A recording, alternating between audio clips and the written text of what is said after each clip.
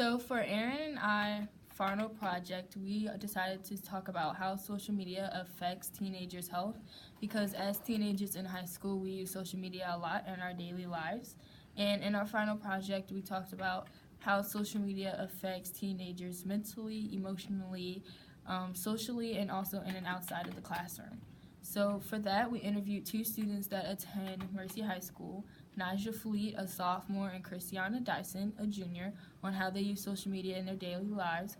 We also interviewed a teacher at Arundel County High School who teaches chemistry and how it seems to affect her students in her class.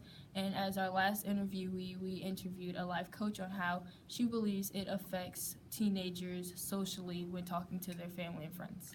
So what did you find? What was the most interesting discovery that you found in your studies and research? Well, I thought it was interesting that a lot of teenagers use social media like 10 to 12 hours a day, so the majority, and that is where we get the most of our news, how we catch up with our friends, and things like that.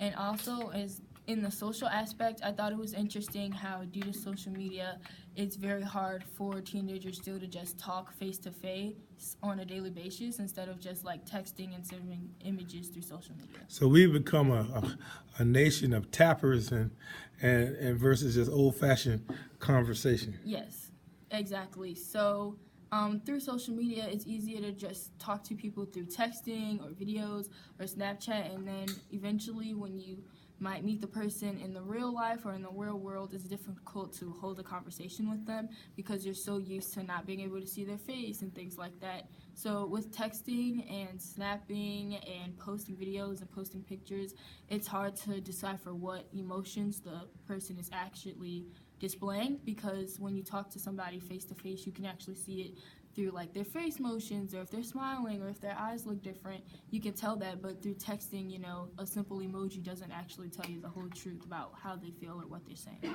So the bottom line is still good to talk. Yeah, talking is very key, and that's what the life coach was stressing, that it's very important that social media is beginning to interrupt in that aspect of life, just face to face, regular talking and things like that.